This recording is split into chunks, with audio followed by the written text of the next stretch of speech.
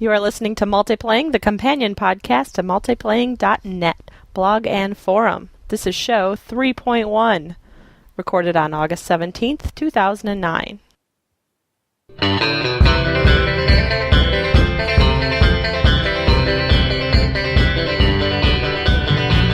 Welcome to Multiplaying. I am one of the hosts of the show, Zelly or Shannon. Also today we have Ab or Jason. Hi. And we have Slurm/Steve. Hi, what's up? He doesn't like to be called Steve. Though. I'm sorry. Is it Steven?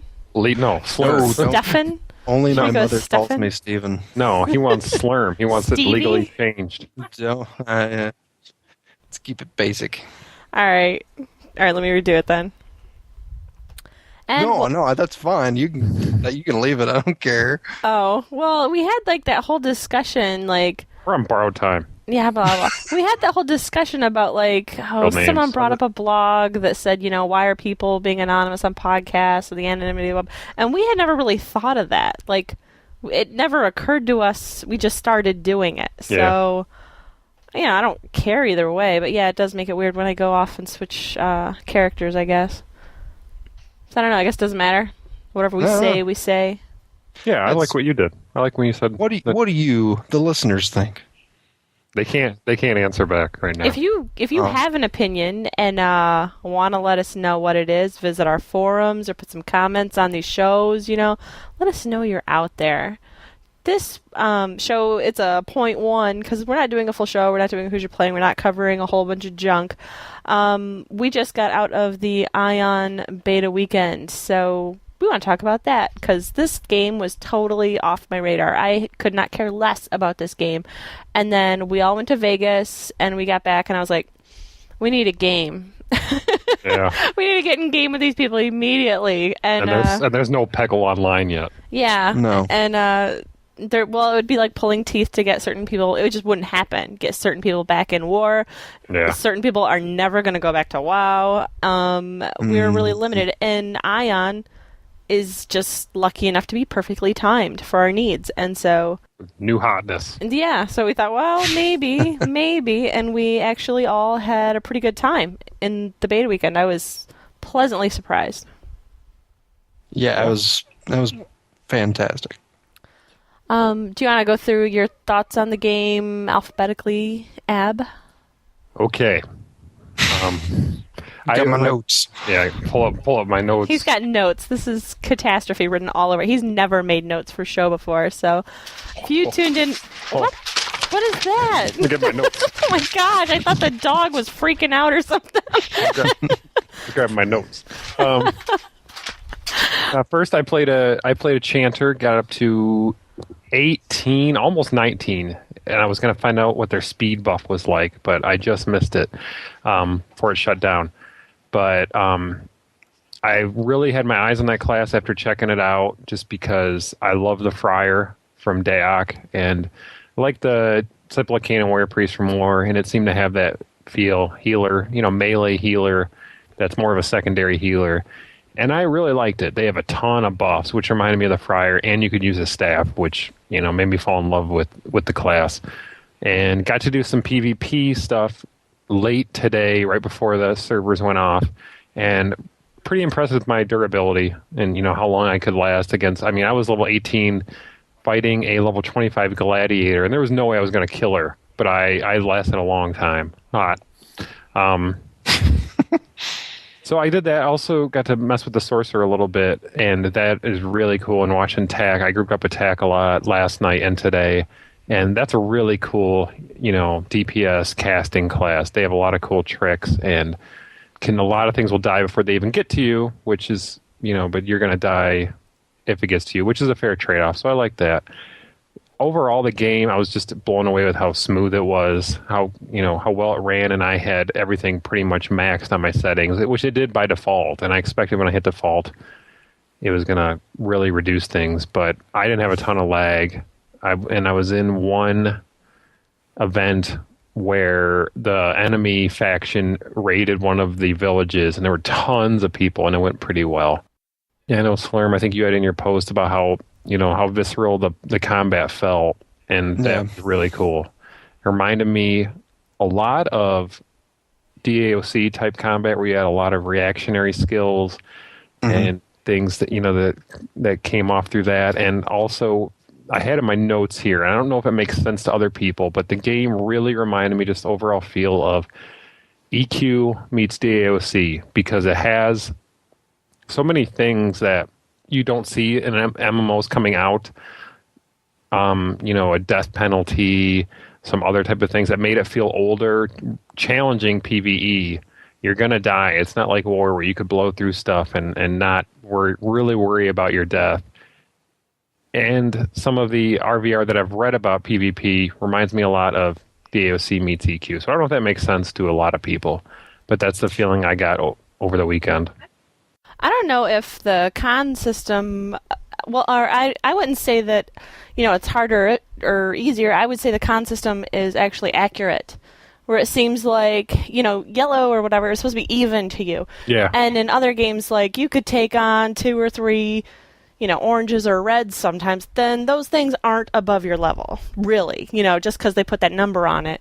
It seems like they lighten the con system We've up a just bit. got used to that, yeah. Yeah, this is like, when something is an even level to you, it's an even level. It's half and half if you're going to win or not, especially if you're not paying attention. Well, you're going to win against something even, most likely. If you're not paying attention, you're not going to. Like, you No, really do have to pay attention to what you're doing. Yeah, and if you get ads, you can't just Run blow away. through. Yeah. You can run away. You can actually fairly easily, you can. But Yeah, I noticed that. I mean, I hadn't done it for most of the time that I was playing. I hadn't had to run from anything for a while, but I finally got into a couple instances, and probably around level 13 or 14, where something else would aggro me, and I was like, oh crap, I'm definitely not going to be able to take these 3 or however many it was. So I started running away, and I was surprised at how easy it was to run away. So it's like, okay, it's not, if you run into more stuff, yeah, you're going to get screwed, but maybe later on, maybe the mobs will actually start using abilities to slow you and screw you over. But in the beginning, at least, I had no problems running away from stuff. Did you have any more thoughts, Ab? well, I have some, but I don't want to take up the whole time, so I'll sprinkle them in. Sprinkle them in. Do you want to give us I'll get my shaker. your overall slurm? It's mostly mirroring Ab, especially since I played the same class as he did. I played a Chanter. I'm kind of in the crossroads when the game comes out. I'm thinking either Chanter or Cleric, because I just like Ab. I liked playing as the Friar and Daok. I was a huge Donatello fan from Teenage Mutant Ninja Turtles, so I like Staff. But maybe I don't know if that's You where like Ab. pizza. I like pizza and turtles. This story checks out. All right. And so I like the whole bow staff thing, and or what they're not calling it bow staff. But anyways, yeah, I had a blast with the game. I was pleasantly surprised. Even going into the weekend with everybody hyped up about the game, I was still pretty skeptical of how well it would run, and it ran. I was very surprised coming off of like War. I mean, not the badmouth War, but I was very surprised going into like an area with 50 to 100 people in it, and it just running smooth. And it was not mind blowing, but eye opening, if anything. And overall, just the amount of things in the game that just stacked up on each other, that were just this little thing that you noticed and this little thing that you noticed.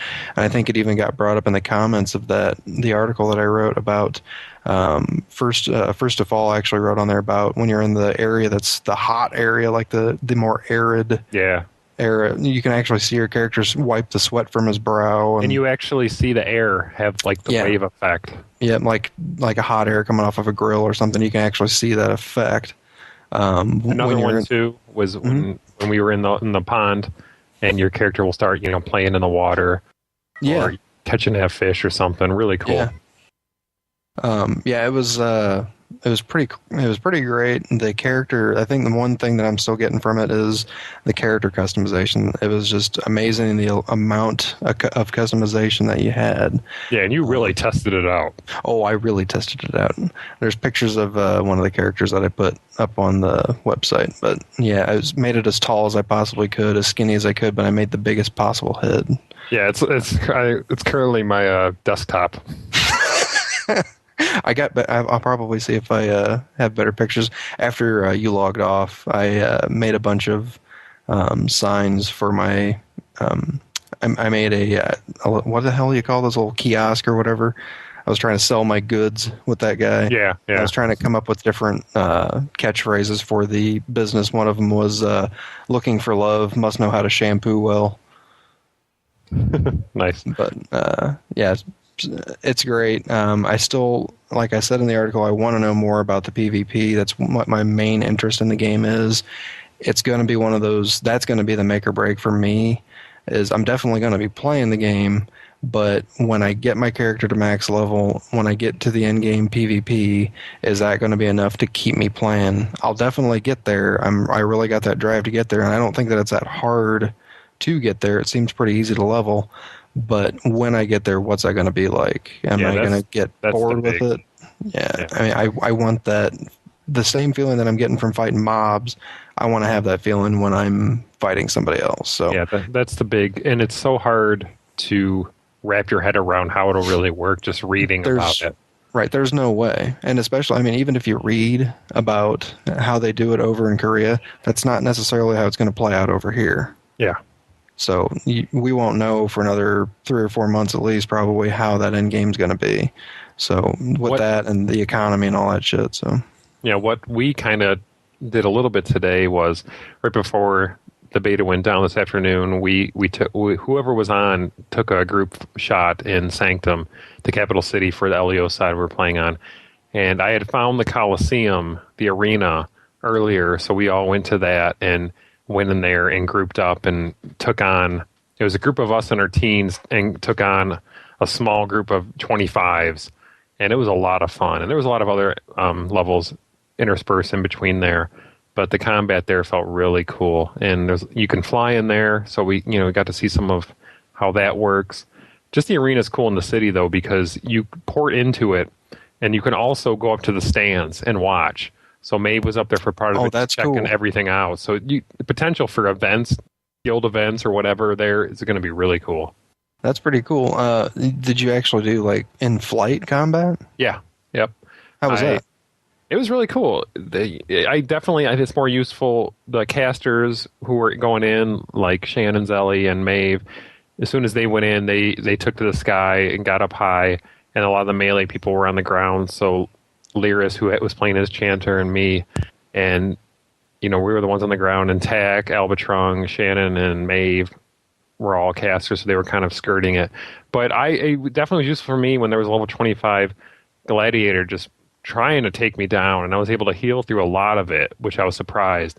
And I took to the sky and threw a heal over time on myself and just flew around, and she was right after me, trying to catch me, and I was trying to weave in and out, and I finally lost her a couple times, and that heal over time saved me. But I can definitely see just that confined space is hard to tell, but that was a lot of fun and added a lot of strategy to it, which I think will be fun. I really like having a place where you can take on like more than one person too of your own faction. You could meet up, like plan to meet up with people or just do a guild event there. I mean, yeah, hopefully that'll be a hot craziness. spot that people actually go to. Right. I think it will be. And the only other thing that will be an issue is the level disparity. But you go in there, you don't take any death penalty. You don't. Right. There's nothing really you're going to lose. You're just going there to goof off. Yeah, I can't. Oops, sorry. Well, the arena in World of Warcraft was always dead, but you could duel anywhere there. Mm-hmm. Right. Well, you could duel anywhere here too, can't you? Though. Yeah, but not like grouped, right? Well, no, not grouped, but. Yeah, that's the difference. And when you're in a group going in, you can't attack people in your group. So at first, all of us went in, and just because Tack and I were grouping up before, he and I were in a group, so we just destroyed everyone else in the guild. And that was until, okay, we should probably group up. And at that point, it was when the level 25s got there. So for a while, it was Lyris, Tack, and me just destroying everybody until they came. Yeah, I really appreciated that. Hey, you're welcome. Hey, Lyris wasn't in our group. He just wised up and didn't attack us, and Tack and I didn't attack him. We just all, assisted each other. Oh, gosh. But that was a lot of fun. So even if it doesn't get used by the community, the potential for guild events, going in there and beating the shit out of each other, is work out some issues. Seems like it could be a lot of fun. Yeah, I didn't even realize until like the second day that you could even duel in the game. Some assassin, it wasn't even assassin yet. I think it was still in the noob area. The scout actually challenged me to the duel. I was like, holy crap, you can duel. And I checked it out, and I think he was the same level as me, and I just mopped the floor with him. And then afterwards, he was like, man, I'm not so sure about the scout class. And I just told him, I was like, yeah, but it's like once you get your abilities later and you get to stealth, I was like, you're going to be just cleaning house in I almost said the bad word, in PvP. That's copyrighted. It's copyrighted. You can't say that. Yeah, Podcast is not affiliated. that was what was reminding me a little bit of DOC 2 as well, that those classes that don't necessarily level well or even one-on-one against somebody that were the hardest to play in PvE were the funnest in RVR, like the Infiltrator and Scout, the Archer, and Stealth classes. Instead of rehashing DOC, we're at 18 minutes and I still have to go. Okay, Shannon. That's 18 minutes since the call started. But yeah. Yeah, but I mean, I still have to go, so. I know. Hey, Zelly, what did you think of the game? That's so canned. Well, I only get to level 14, and so I'm obviously not sure how the end game pans out, or even close to it. But so far, I like the more challenging PvE. And it seems like the quests, instead of having you gather 20 of something, the game would have me gather 5 of something. But because the fights were more difficult than other MMOs, it took about the same amount of time. But because it was challenging, it wasn't so boring. And I had to really think about what abilities to use, just going into every fight. The details in the world were just fantastic. You know, when you interact with a merchant, your character and the merchant actually look like they're talking to each other. Mm-hmm. So when you go into a little shop, you'll have maybe 2 or 3 players, and it looks like they're actually conversing with the merchant. He looks like he's trying to talk to all of them. Yeah. And then there's just a lot to discover. There's a merchant, I guess, that sells emotes. Yeah, I found them today. Okay, where's that at? What do they have? It's Lots of them, he said. Like propose and kiss and lots of stuff that you don't. birthday celebration, a lot of goofy ones. Yeah. You go into the capital city, and in the middle of it, there's a boat that will come to a little dock, and it's called Airship Dock on your map, and it will take you to an island that's away from the city. And there's a big bar there, and there looks to be some other story type things there. But there's a merchant there that sells all that stuff. And then, like, one of the first things I noticed, we were running around a shallow pool, and there's just fish swimming around in there, swimming around your legs. And then if you stop, your character starts to brush the water around. And it's like, that is so awesome. And I think someone already mentioned the heat coming off the ground in the desert areas, and, you start fanning yourself. And it's not really crucial to gameplay, but it does add an amazing amount of immersion to the world. And it's surprising how those little things just really add to your experience. Yeah. The character creation is just fantastic. I usually make the same character model over and over and just use different classes, depending on which race I'm picking. And then since I only like the one the best, it's just kind of dull to make more than how many races you have.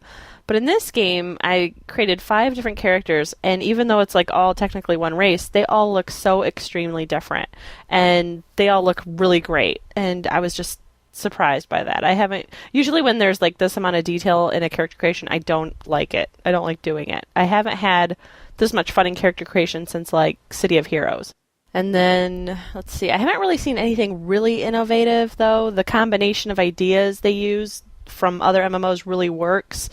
It seems like a lot of old school MMO techniques that recently released US MMOs have gotten away from, and they've blended them really, really nicely with newer ideas. The only feature I've never seen in an MMO before, and it might have been done, it's just maybe I haven't played that MMO, was the express mail. For a very substantial charge, you can send in-game mail with an item, express mail, and it goes directly to the recipient, not just to their mailbox. And so they get a little notification that they have mail, and when they click on it, an NPC delivery critter actually walks up to your character and hands them the mail item. It's just awesome. I sent like an express mail to like everyone who was online in the guild at the time, just because I was like, this is so awesome. Everyone needs to get express mail. And then you would send it, and then like a minute later, someone would say would guild. Okay, that's really cool. Yeah. Well, yes, I think it was Lyris Yeah, that it said was. he'd buy the game just to support an MMO that had that idea in it. So, I remember he was on. I think he was on Vent right when you did it. He was like, yeah. "What's Express Mail?" And you clicked on it, and he was like, "Oh my god, that's awesome!" Yeah. Let's see. I wanted to add too. We're not doing Circle of Trust in Aion. There's only one word. We believe in beta anyway. At the time, there's only one word 10 available. characters, too, right? 10 character limit, and I don't know, Circle of Trust. We kind of wanted to get away from that. It's lame. Anyway, yeah. Those days are behind us. And so Those were back in our Coke days. if anyone's Really, looking for a stop it. casual and understanding of real life guild, we're adults only. If you like the podcast, this is pretty much how we are in game. We have our quiet nights, we have our serious nights, we have our really, really goofy nights, and you can never know what it's going to be. So if that appeals to you, we're on Ataraxia. That's going to be our guild name, and we're going to be on multiplaying.net forums. We're just going to use a couple of spots in there for our forums, so that way, because we're just too lazy to go to multiple forums. We just are. And we're not going to be a big guild, and that's never a danger for us, because most people want guilds that are trying to rule the world, and we're pretty much happy just to have fun in it. So, and if you don't know what ataraxia means, I actually have it defined on the website for you. I got to read it though now because I'll misspeak. Oh yeah, ataraxia, it kind of means like a perfect peace of mind or calmness. So it's like a state of tranquility, free from anxiety and emotional disturbance. So it's like basically no drama. And we don't care about all the stuff we're supposed to care about. We're not going to worry about any of this crap. We're just here to have a good time. So, yeah. I also want to say the couple of concerns I have about the game are there's only one starting zone, and that can be potentially rough down the road when you want to create a new character. I think that's good. It could go either way. Because then the starting zone won't be dead when you go to make a character there. That's a good point. And 9 That's times true. out of 10 in DOC, you took your character and you went to Cotswold. Even though there were 14 different starting zones, you still just went to Cotswold because it was the only place where there were people to play with. Yeah, that's true. In War, I mostly went to the Empire area Empire Chaos area. I didn't have a problem with it only having one starting zone. I foresee a problem with the amount of quests that there are. There's a good amount of quests, but to go through the game more than once, I don't know if there's enough to really do that. You're going to get bored out of your mind. Having the same experience over and over. But they did say in the survey today that they're adding in a ton more quests before release, and a lot of instance stuff. and a substantial amount of them in the newbie area. So there will be new stuff even when we play it release in a month. So that'll be Awesome. cool. That's the part. I don't want to say it's mind-boggling because the game's been out a year over in Korea. Just reading that survey and everything, there's so much in this game that you can tell has been really thought out, and it's not. It doesn't appear just thrown together, which makes sense. It's been, like I said, it's been out there a year. Yeah, but other games have been out for That's about true. the same amount of time, and they do not have this level of detail. Other games. Other games. The other concern I had, not concern, it's how people take it, and I've seen a couple people mention it, that the big hook in this game is flying, and when you do get it, it's a little bit underwhelming at first because it's really time limited, and you have one little area that you can start flying in, and as soon as you move out of it to quest, you can't, which doesn't bother me. I really think it'll come into its own later on, but I saw people say, It's a this bummer. is it? Well, it seems like you go through your ascension ceremony, you don't even realize you have your wings. Like they don't.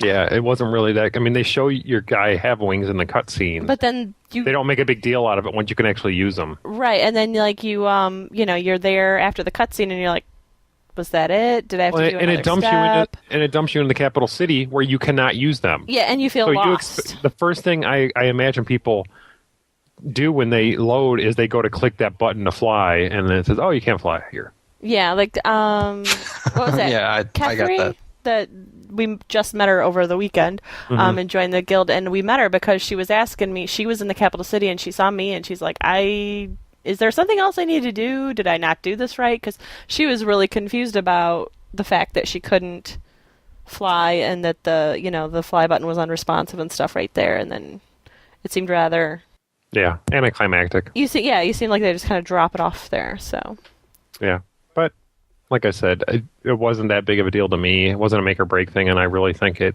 comes into its own later on. No, it's just a little odd for a game that has so much detail and has put so much thought into every little thing that, it's such a big deal about like getting your wings, and then you're just like, but I can't fly here. Seems weird broken. That they thought it all. They thought about so many details in the game, and then that's just kind of.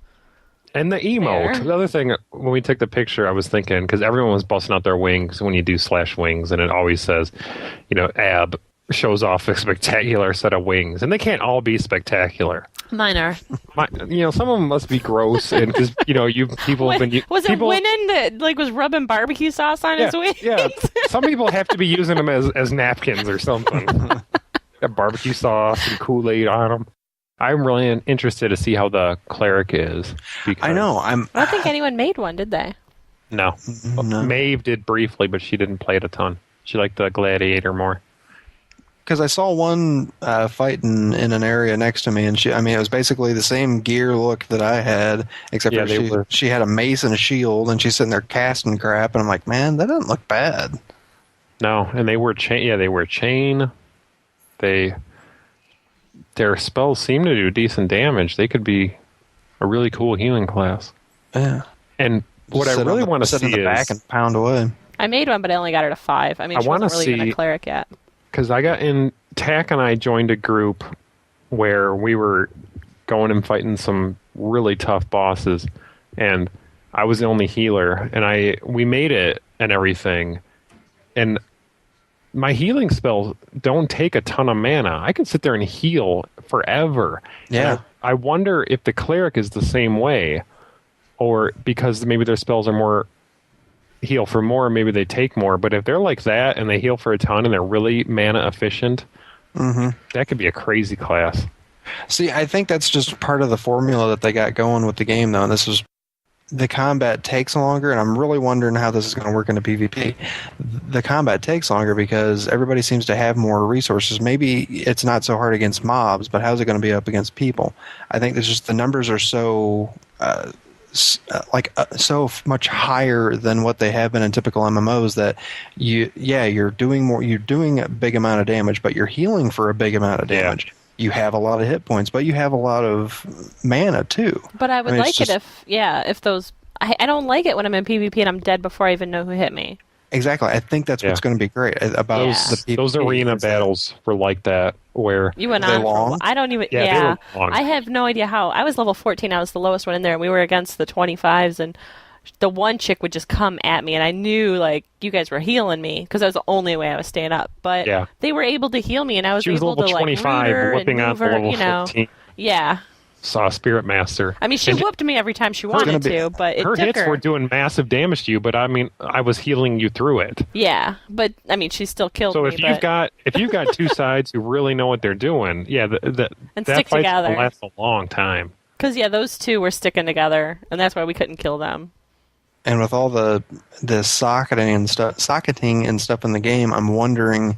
I'm partly worried that it's going to be super gear dependent. I've heard it is. But yeah, I am partly worried that it's going to be really gear dependent. But I just don't know how. Is it going to be hard to get that gear? Is it going to be hard to get the stuff to socket into your gear? Yes, I heard that you have to be. Was it Kinemacht that said that? Like in the Asian side anyway, he said that. You basically you to get the really high end gear, it's like hardcore 30 to 40 hours a week in PvP. Well, I guess you're not getting it. For the hardcore gear, yeah, fine, skip that. But I mean, but in DAOC, you could reasonably craft. You could buy some MP gear, right. Craft, get some crafting, and I did that, and I wasn't a hardcore player, and right. People had probably better gear than me still, but I still felt like I had a chance. Right, that's what I want to know. That's what I'm really eager to find out. Will I be able to either get crafted gear or good enough gear that my skill will make up the difference? Yeah. That's what I'm hoping. And the amount of customization that seems to be there, I would think it would be more the DAOC side, where you can you can get okay gear, either through your crafting or through somebody else, Yeah. not just through Abyss grinding. Yeah. Sounds good.